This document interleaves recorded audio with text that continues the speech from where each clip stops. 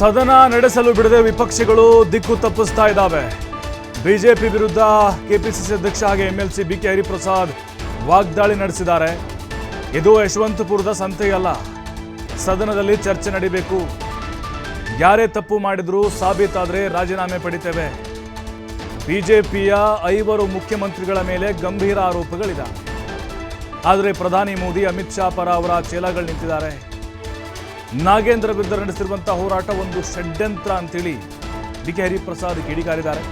ವಿಶ್ವಗುರು ಮೋದಿ ಅಮಿತ್ ಶಾ ರಕ್ಷಣೆಗಾಗಿ ಇದೆಲ್ಲ ಕುತಂತ್ರ ಅಂತ ವಾಗ್ದಾಳಿ ನಡೆಸಿದ್ದಾರೆ ಹರಿಪ್ರಸಾದ್.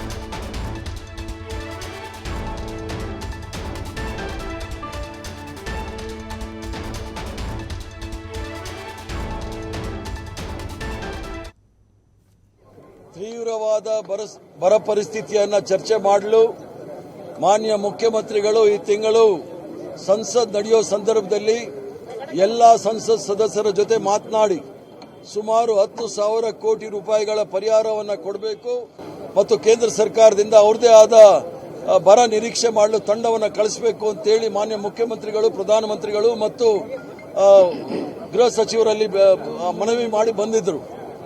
ಸುಮಾರು 20 ದಿವಸಗಳಾದ್ರೂ ಸಹ ಕೇಂದ್ರದಿಂದ ಯಾವುದೇ ರೀತಿಯ ಬರ ಪರಿಹಾರದ ವಿಚಾರದಲ್ಲಿ ತಂಡ ಬಂದು ಅದನ್ನು ಅಧ್ಯಯನ ಮಾಡಿಲ್ಲ.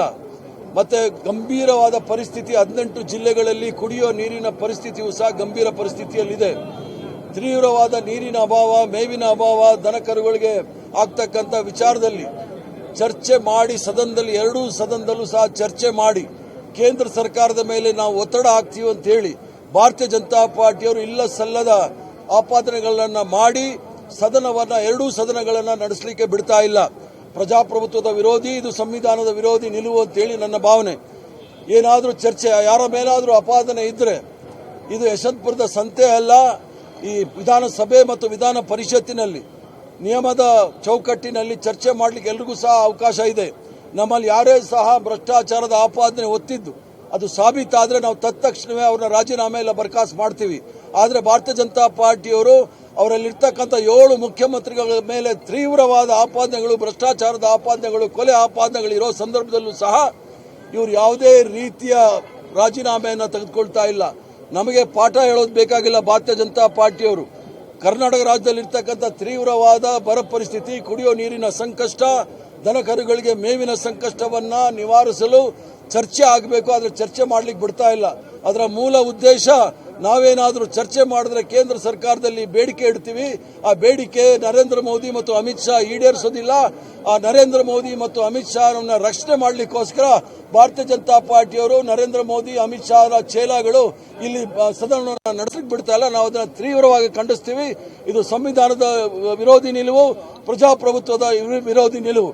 ಕರ್ನಾಟಕ ರಾಜ್ಯದಲ್ಲಿರ್ತಕ್ಕಂಥ ತೀವ್ರವಾದ ಬರ ಪರಿಸ್ಥಿತಿಯನ್ನು ಚರ್ಚೆ ಮಾಡಲು ಮಾನ್ಯ ಮುಖ್ಯಮಂತ್ರಿಗಳು ಈ ತಿಂಗಳು ಸಂಸತ್ ನಡೆಯೋ ಸಂದರ್ಭದಲ್ಲಿ ಎಲ್ಲ ಸಂಸತ್ ಸದಸ್ಯರ ಜೊತೆ ಮಾತನಾಡಿ ಸುಮಾರು 10,000 ಕೋಟಿ ರೂಪಾಯಿಗಳ ಪರಿಹಾರವನ್ನು ಕೊಡಬೇಕು ಮತ್ತು ಕೇಂದ್ರ ಸರ್ಕಾರದಿಂದ ಅವ್ರದೇ ಆದ ಬರ ನಿರೀಕ್ಷೆ ಮಾಡಲು ತಂಡವನ್ನು ಕಳಿಸಬೇಕು ಅಂತೇಳಿ ಮಾನ್ಯ ಮುಖ್ಯಮಂತ್ರಿಗಳು, ಪ್ರಧಾನಮಂತ್ರಿಗಳು ಮತ್ತು ಗೃಹ ಸಚಿವರಲ್ಲಿ ಮನವಿ ಮಾಡಿ ಬಂದಿದ್ದರು.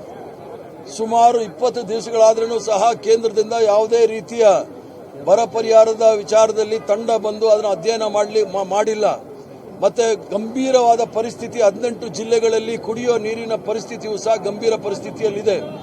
ತೀವ್ರವಾದ ನೀರಿನ ಅಭಾವ, ಮೇವಿನ ಅಭಾವ, ದನಕರುಗಳಿಗೆ ಆಗ್ತಕ್ಕಂಥ ವಿಚಾರದಲ್ಲಿ ಚರ್ಚೆ ಮಾಡಿ ಎರಡೂ ಸದನದಲ್ಲೂ ಸಹ ಚರ್ಚೆ ಮಾಡಿ ಕೇಂದ್ರ ಸರ್ಕಾರದ ಮೇಲೆ ನಾವು ಒತ್ತಡ ಹಾಕ್ತೀವಿ ಅಂತ ಹೇಳಿ ಭಾರತೀಯ ಜನತಾ ಪಾರ್ಟಿಯವರು ಇಲ್ಲ ಸಲ್ಲದ ಆಪಾದನೆಗಳನ್ನು ಮಾಡಿ ಎರಡೂ ಸದನಗಳನ್ನು ನಡೆಸಲಿಕ್ಕೆ ಬಿಡ್ತಾ ಇಲ್ಲ.